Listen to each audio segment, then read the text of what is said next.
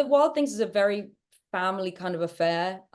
With every relationship, whether we're related or married or not, the whole thing, we're a very close-knit team, which is, I think, why it works so well, really. Yeah, I wouldn't want to speak for anybody else, obviously, because that's not my place. But with Sid and with Cam and with Pete, our drummer, everybody is just so mercurial and electrifying at what they do. We appreciate it. I'm Adam, by the way. Hi, Adam. How you doing? This is Rob. I am Sid. I'm just closing everything on my computer as well, so that it doesn't. What you're doing? Yeah, but I'm pressing every wrong button at the same time. It's just great. Brought up maps. I did bring up maps. It's great. We're working well over here. Oh, good. Nice to meet you, Rod. Nice to meet you, Sid. Thank you so much again for doing this. It's a podcast about the two of you and your journey in music, and we'll talk about how the band formed and all the new music you have out. Amazing. I love that. Cool. Well, let's start with you, Rob. Where were you born and raised? So I was born in Rotherham, which is South Yorkshire sort of way. Okay. And then when I was young, we moved up to a place called Southport, which is nearby Liverpool. And then I went to college in Cardiff. Okay. And then I moved to London. So I just sort of like... You've been everywhere. Yeah, I was going to say, yeah, you've kind of been all around that area, huh? As far as music goes, do you come from like a creative household or a musical family or anything like that? Yeah, my mum's a dancer. Wow. She's a dance teacher now. Yeah. And my dad was a pantomime dame, which it's like a vintage drag queen. Yeah, that's a great way. No way, that's amazing. So there's a lineage in my family of mucking in and doing theatre shows and being stuck behind the scenes as much as there is being stuck in front of the scenes, and hence the moving around a lot and all that sort of business. Yeah. Was it for your parents' jobs and stuff, like getting different gigs and in different places? Right on. And then my mum is from Wales, so it felt important to go to the university or college in Cardiff as well. Okay, very, very cool. What about you, Sid? Where were you born and raised? I'm a London girl through and through, born here, lived in the same place in West London until I was 17. And then we live right in the center of London. We're in Soho. So wow, you don't get much more London than this, really. That's cool. Do you come from a creative household as well at all? Musical? Not particularly. My dad is an interior designer. That's my mom still creative. I mean, in a way. That's very creative in a different way. And he's exceptionally creative in that side. He sort of left school at like 14 or 15 or something and you know, pursued everything without having an education. So he's exceptionally creative, really. My mum was always into arts and stuff, but never again pursued a career in it. My grandma always wanted to be a singer. I mean, I grew up around a lot of music. They love music, and we have like an old jukebox at my family's house that they still put on every night and stuff. But other than that, just like with 45s in it, it'll just move it around. Oh man, that's awesome. Proper vintage. It's got like the original Elvis records and the Monkees and some great stuff in there. It's very cool. Awesome. Yeah, I was kind of the first one. I've got 4 brothers, but I was the first one to kind of break into the industry as such, which my parents are very proud of, which I love them for that. Did you start on an instrument at an early age? I mean, obviously acting is a big part of your story for a while. I started on guitar, I think, when I was about 9. I think that was the age. No, that's a lie. I was made to play violin for... Were you? Yeah. Yes, I was made to play violin in primary school, which I think is like elementary school in the States. Yeah, it is. Okay. Yeah, that was quite shocking. And I wasn't very good. So I bullied my parents into letting me play guitar at like age 9. And at the same time, I started doing professional musical theater. I was in the West End doing like Les Mis, I think was the first show I did. So it kind of all happened at the same time, but music is the real passion and where it all started and everything. That's cool. So so guitar, and then obviously with musical theater, were used to being on stage and singing, and then eventually down the line acting in different projects as well. But what about you, Rob? Did you start an instrument at an early age? I played piano for quite some time. Yeah, but then learning new things. I love that you guys are learning. That's so awesome. Yeah, I played piano for a while, and then my piano teacher died. So okay. Maybe that story made a hard turn. I didn't kill him. It was just to know. And yeah, it's just my life sort of moved away from music. Music was never a major thing in my house or my family or anything like that, really. It was only through you and Cam and everything and being creative that I sort of fell back in love. Like I was a huge music fan when I was a teenager and stuff, but it was always just something I enjoyed. It was never a project for me, or never a route. And then meeting you and Cam and starting to work together and stuff is kind of how that pivot happened. So it happened, for sure. You know, probably later in the day than most people when they're approaching music. But you know, we all have roads, right? We all have different paths. Yeah, that's interesting. What were you pursuing prior to, you know, meeting Sid and joining the band and everything? So I studied acting in college. Okay. Which was fine. And then and then I did a lot of writing, like script writing, screenwriting stuff for the BBC and things like that. And you asked me to do a song that wasn't anything to do with anything, really, was it? You were just like, would you have a pass at these lyrics? Yeah. And I did, because it's quite easy to make things rhyme. It's Thank you. Yeah. And that's how that started, really. I just started writing lyrics for your personal projects. Yeah. And then somehow the whole thing just sort of folded into a band eventually, quite very naturally. Okay. Did you play guitar? I mean, you play guitar in the band, right? Was that something that you kind of did on the side, or? I played very bad guitar, and I'm not sure I'm much better now, but yes, you are. There's other musicians to hide it, so that's fine.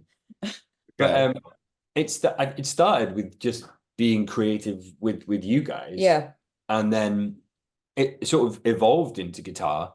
And then I realized I was the worst out of everybody at doing something. And I'm not very good at being the worst at something. It annoys me. So I sort of like retroactively got better at guitar as the band was sort of, as the band's victory was going up. And I think we've hit, like, I think we're all right now. Yeah, you've done good.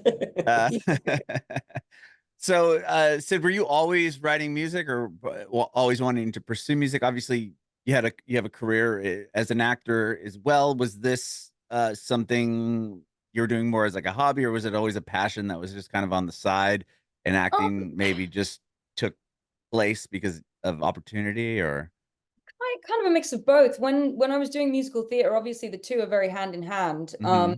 And I always, like, as a kid, with your kind of, you know, limitless self-confidence when you're 10 years old, I was like, I'm the best singer in the world. So I just always wanted to sing. And then when Cam, who is my younger brother, grew up a bit, he's a phenomenal musician. He's one of those people that can look at an instrument and he immediately can play it back to front. You know what I mean? And when he started getting properly into instrumentation and then producing because of that, him and I definitely delved into stuff. And you know, when you're young, you go through a lot of transitions, and I was in another band. I was really into like rock kind of boy bands that were big in the UK at the time, and I wanted to do what they were doing, which was, you can say the name. They're called Busted. All right, they're really, I still love them. They're a UK boy band, though they hate being called a boy band, and they were like pop rock. Actually, I recognize the name. I like vaguely remember that band, like being. So they wrote Year 3000, which the Jonas Brothers then brought out. Like, yeah, I got it. So the rest of the band, we have a bet on how long it takes each interview for Sid's to mention Busted. Because you love them. Meet them. But you know, like, I wanted to do what they were doing when I was a kid, and so I was kind of in another band, and teenage band, you know, and Cam was the only drummer that I knew, so I was like, well, let's get him involved. And then when that band kind of fell apart, which by that time I'd met Rob, as you just heard, I bullied him into kind of coming in, and I think the whole idea was always to make him join in on whatever me and Cam were doing on a permanent basis, but he just didn't know it at the time, and I succeeded, clearly. So so you I mean, having your brother be a talented musician and being able to play all these instruments, that must have been that's pretty amazing to be like, hey, do you want to, you know, have somebody right there to kind of either bounce ideas off or just jam with in general. It's super useful. It definitely, I think the pair of us are very competitive as well. So it definitely spurred us both on to get better and to do better. And, you know, Cam, again, has always been very musically inclined. So my parents, knowing that I had done musical theater and then acting and TV and film and stuff, they wanted the same kind of success for him. So they helped him to push that. And then, you know, I fell in line with him because music, again, had always been my favorite thing to do. Mm-hmm. I have a bit of a problem with being told what to do, and acting is a lot lot of that, you know. Yeah, say these lines, do this Yeah. thing. I don't like that so much. So music seemed kind of the obvious step where I could say what I wanted to say. Right.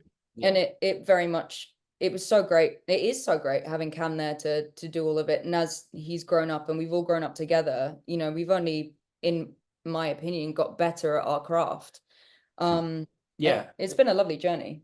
Yeah, it's interesting. It sounds, when you speak it out like we just have, it sounds like the trajectory was immediate, but actually what's kind of interesting now when I'm thinking about it is that we all had the same motion, but none of us were coming at it from the same angle by any stretch. And so I think what happened because of that is it took us a little while to figure out who we were. But when we did, we realized we all sort of fill in each other's like gaps. Yeah, for sure. You know, everybody naturally sort of has these pieces that they excel at, and there's not been a case as of yet of anybody really stepping on each other's toes. No. More we've been very vocal and passionate about pushing each other to excel. Yeah, for sure. Awesome. Yeah, it's because it sounds like maybe Cam, you and Sid had something going, and you asked Rob to help you write, or just kind of jump in with lyrics, or help you kind of piece stuff together, and then eventually became this band. Like, kind of how did it form? And then you guys were like, this is cool, let's just pursue this as a project. Yeah, it very much happened like that. I mean, the band that me and Cam have previously been on, funnily enough, it was with somebody who is now our guitar tech. She's like one of my best friends in the world. Okay. They're like, I went from in the band to now I'm tuning guitars. No, this is the thing. This is the funny thing though, because we were teenagers, and I think in that we were best friends, we never wanted to upset each other. So if any issues ever came up, you know, we'd bury them, and I didn't really want to offend each other. Sure. Which ultimately, there were other factors as well, obviously, but ultimately, you know, teenage passion as well definitely made that implode. And so when Rob came into what me and Cam were doing, there was never that sense of we couldn't say what we wanted to say to each other in the first place, because, you know, him and I were going out, Cam was my brother, there were no filters. Like, we could absolutely say, oh no, this is crap, to the other person without offending them. And you know, Janae, the guitar tech and best friend, she knows that very well, and it had been a number of years before she came on as guitar tech, and she just wanted to get back into music in kind of any way. With her coming into the band was also incredibly organic and wonderful, and she has as much fun off stage as she does on, so there's never any problems. Like, she just spent the last 2 months living in a house with us in LA. Like, the girl is committed, God bless her. That's amazing. You know, so the Wild Things is a very family kind of affair, with every relationship, whether we're related or married or not, the whole thing, we're a very close-knit team, which is, I think, why it works so well, really. Yeah, I wouldn't want to speak for anybody else, obviously, because that's not my place. But with Sid and with Cam and with Pete, our drummer, everybody is just so mercurial and electrifying at what they do. Like, on a personal note, it's like, why would I ever stand in the way of all the incredible things that they can do? Sure. My job would be to find out what I can contribute rather than anything else. That's interesting for a band setting, not to kind of, it sounds like all your egos are like, you know, everyone has an equal voice, and there's not one person that's ego is inflated to be like, no, this is gonna go like this. And I think because you see that with a lot of bands, and then you have numerous members throughout the years, and you know, I think if any of us were to do that, the rest of us would beat the crap out of them. You know what I mean? It's not, there's no space for that in this house. It's not, nothing is driven by ego. We're all collectively, and that comes from band members to the tech side of things to our videographer and photographer. Everybody comes at it with the same goal in mind. Mhm. And it's just about reaching that in a way, you know, that is best for everybody. And, you know, mental health is so important and physical health is so important and everything. No, we don't have the time to be egotistical. Nor would we want, I don't think that's in our nature, really. I mean, people that, you know, aren't me can probably say very different. I'm probably a cow to work with, quite frankly. But, you know, within the group, it's just how we work. We don't have time to be arseholes, quite frankly. That's awesome. That's great. Obviously, and that's why the band has continued and you guys have been together and it's amazing. So you had an album right in 2018 -ish? Yeah, our first record, yeah. Yeah, and then now the EP's out. It's Mm. been kind of a chunk of time in there, but like kind of Yeah. tell me about like getting out that first album, and then you know there's this a lot of time. Has it just been on and off with music? Like kind of how did you feel the gap there in those 6 I years ish? Yeah, it's wild when you put it like that. It's Yeah. absolutely mad.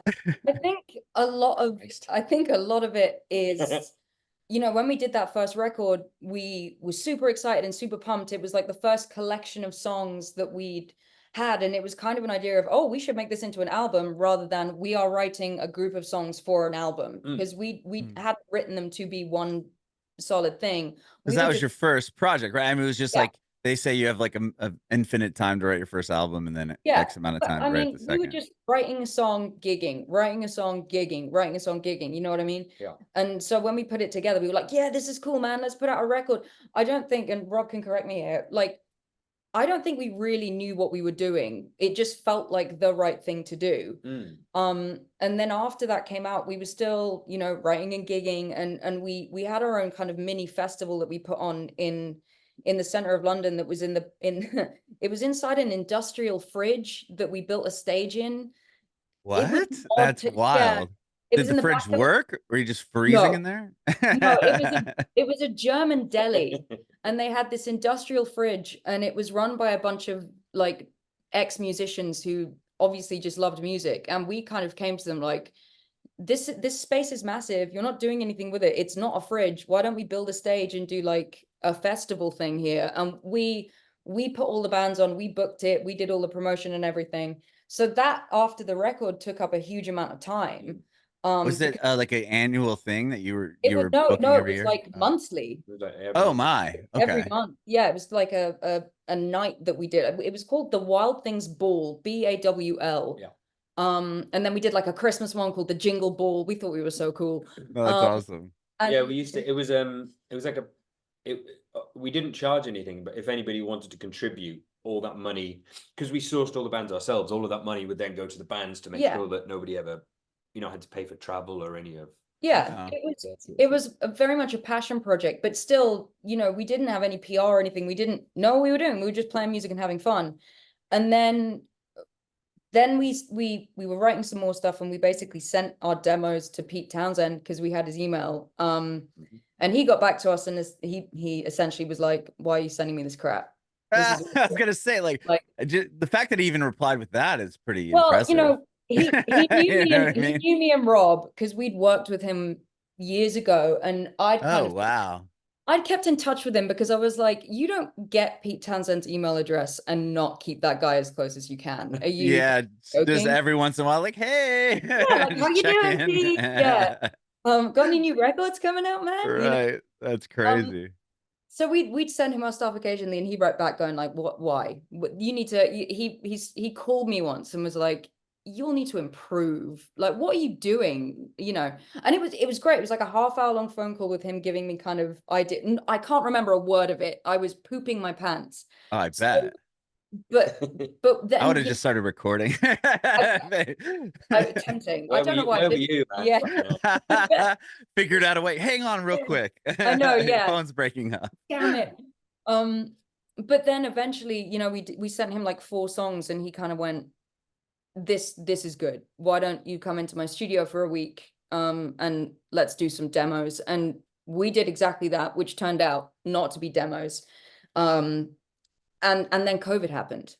So wow. So the album was already, this is after that first album. This was the beginning of Afterglow, which is our upcoming record. And he yeah, he made the first 4 songs happen in his studio. COVID happened. We wrote the rest of them, and then we sort of sent them to him again. He co-produced the rest of them with Cam. Cam was also the producer on the record. And then after COVID, he hadn't ever seen us live. Obviously, he's not going to come to the German deli, you know what I mean? And he said, well, why don't you support the Who for a bit? You know, get out there. And again, That's so wild. I mean, we'd never played to more than like 150 people, I think was the max we'd ever done. And he was like, well, we're doing the Royal Albert Hall, we're doing Madison Square Garden, and then we're doing Vegas MGM. Do you want to do that? And we were like, sure, why not? Oh, wow. We haven't played in 2.5 years because everything's been shut down. Yeah. I mean, you aren't going to get an opportunity to get back into it like better than this. So we said, yeah.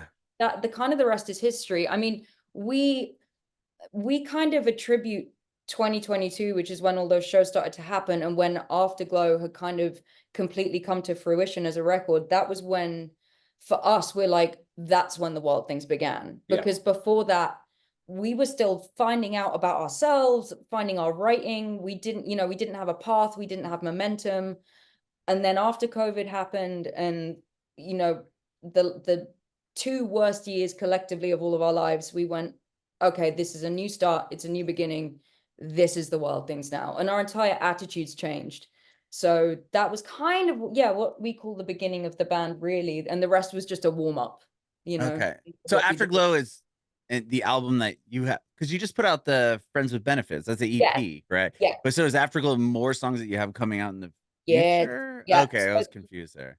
Sorry, no, no. I get messy with the timeline. So the reason the gap happened was because, again, like I said, we were figuring ourselves out, and then COVID. Yeah, you always forget that that's like 2 years. I know. Time that what just a blip. Crazy. It still doesn't feel real. But because after all this 2022 stuff happened, and we got invited to do the Kiss cruise and stuff somehow, we then, the people that we were playing in front of, or beside, even like Kiss, they were really into us. And so we had this opportunity to collaborate with a bunch of artists that we really admired. And we weren't ready to put the album out yet because, there were a few reasons we were kind of sitting on it, and a few changes we wanted to make. Touring, I'm sure a lot of singers know, changes your voice and makes it a lot stronger. And I wanted to re-record a lot of the vocals that we had done during COVID time because my voice had changed for the better. So we were still kind of sat on this record, but we had another bunch of songs that we collaborated with, like Tommy Thayer from Kiss. We did have one of the songs on the record with Townshend, and then we also had done this thing with Trixie Mattel, one of her songs. And so we were like, well, let's put out a separate EP to show, we cheekily say it's to show that we're your favorite artist's favorite artist. Yeah. And it kind of bridged the gap and allowed us more opportunities that then only this year made us sit down and go, okay, we're ready to release the record now. So so is Afterglow, those songs were done prior to the Friends with Benefits stuff? Yeah, they were all done, I think prior to going to LA, which we left in March, we sat down and re-recorded a few of the vocals on a few of the songs, just because we knew they'd be bigger and better for it with my voice as it is now. And other than that, it was done, so now it's fully done, it's ready to go. And yeah, we're actually putting it out, which we're very excited about finally, because we've been sat on this thing since COVID. But I mean, the great thing, and I'm biased because I helped write it, but the songs still sound as fresh as they did when we were in the studio, even writing them. So it doesn't feel like we've waited too long. Yeah, like they've just been sitting there and you're like, okay, we just got to get those out because the next thing is. Yeah, it doesn't feel like that at all. And we do play a lot of them live, but of course, the audience don't know them, but they're intrigued. Sure. So we're just excited to give them to people finally, and to be able to hear live what is on the record as well. Love it. Tell me about playing Royal Albert Hall. That must have been, I mean, being from the area, and that's like royalty, right? That comes out of that place. I nearly ran away the day before. You had a panic attack. I've never had a panic attack before, but there's benches outside that I can see out of my window, and Oh wow. I went outside and sat on one of these benches, and I was going, I'm gonna pack a bag and I'm gonna run away because I can't do this, because we hadn't played a show in 2.5 years. That was the first one back. It was the first one back. Oh man. So I was And like, the Who. yeah, I was like, we can't do this. We can't do it. This is horrible. Our first 3 shows legit out of lockdown were the Royal Albert Hall, and then we played Manchester Arena with the Kaiser Chiefs. Yeah. And then our first American show, which was Madison Square Garden. They were the first 3 shows out of that is so Brixton wild. Academy as well. We also did Brixton Academy, which is like an iconic venue here just before. Yeah. Oh my gosh. So I feel like my panic attack was valid. Oh, I bet. I mean, yeah, 100%. We did it. And I mean, the fascinating thing to me is, which again, I'm sure every band ever that's had the opportunities like this, is that the whole thing was filmed and recorded and put on screens, and we got the footage back because the crew was so lovely to us. And to watch it now is fascinating, because at the time we were like, that was so good, man. We were incredible. That rocked. And now I look back at it and go, man, you look stiff. You were terrified. And it's wonderful to see the growth. You know what I mean? It was still a great show. And I was gonna say no one else would. No. You're your own worst critic, right? I mean, no one else is 100%. Thinking that, like, oh, she was so. 100%. It's like, oh, blown away, and then you can watch it back and say, oh, I should have done this little thing differently. But it's very funny. But like another blessing is both of our parents were there and stuff, and it was wow. They got to see the first show, and wow. I mean, that must have been so like validating for your family as well, just being like, wow, my kids are playing Royal Albert Hall, like opening up for the Who, which is a band they probably obviously grew up with, I'm sure. They were on my jukebox in my family's house, and it was a full circle moment for my dad, who was a mod back in the day, and he was on Brighton Beach when all of the fights were happening and stuff. So he was like, that's my son. I don't know why he's American. I don't know why he's American. No, he's very British. But what I mean? He was like, wow. Yeah, I saw the Who. I've seen the Who twice, and I saw them on that Quadrophenia tour, and was like, this is insane. Like, it's so many years later, and they are all just still beyond unbelievable. Daltrey's voice. Yeah, I know. That was like one thing I was like, I'm like, is he gonna be able to sing these notes? Like, this is wild. And then of course he just kills it. I know. Unbelievable. Oh wow. So is Afterglow, like, do you have a release date for it? I know you've got a UK tour coming up, or you just did one. I know you played Whiskey in LA a few weeks back, right? We did. That was with Tommy Thayer. We did a couple shows with Tommy, because he's on the EP on the lead single off that called Breaking Madonna. Yeah, Breaking Madonna. Yeah. We were basically in LA to release that, so we were doing a few shows. We had kind of a residency at the Bourbon Room there, which is our favorite venue because it's mad and bonkers, and the stage is incredible. And we did, the Viper Room and the Whiskey and stuff. What can we say about? You can say everything. Don't bury the lead. Okay, well, we don't have a release date yet. Sorry for the record, but it is coming out this year around probably about 3 or 4 months. Yeah. Okay. I love it. But it's actually coming out. We keep saying, it's coming soon, guys. It's coming soon, but it's coming out. It's now it's recorded, and we're holding you to it. Well, absolutely. We should. We should be held to it. We're in the end game of this whole. Yeah.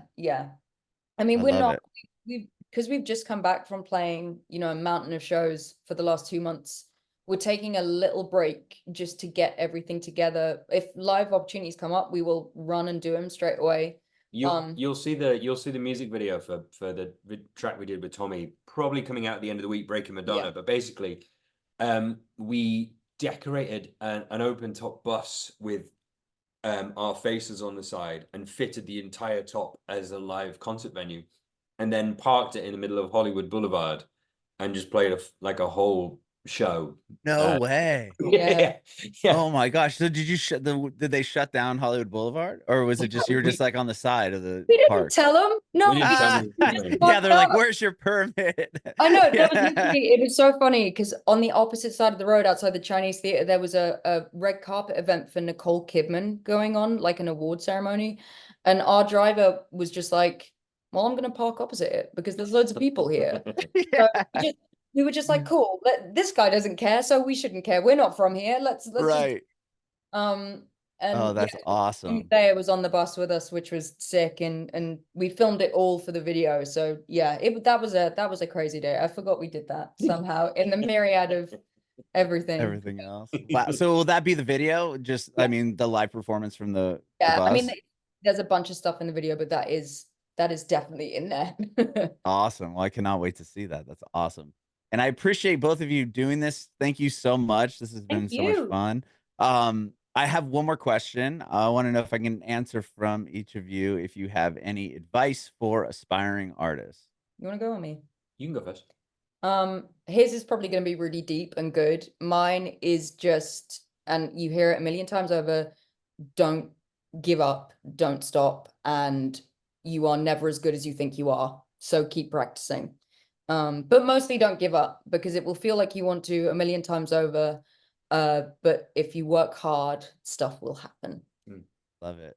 Yeah, and don't be afraid to like move with the tide, or wherever the sort of the river's taking you. I think the happiest people in life are the ones that understand that things constantly shift and change all the time. And if you pay attention to what the universe is informing you, you'll end up on the right path, because it's your path. It's the same thing as you said at the start. It's your path.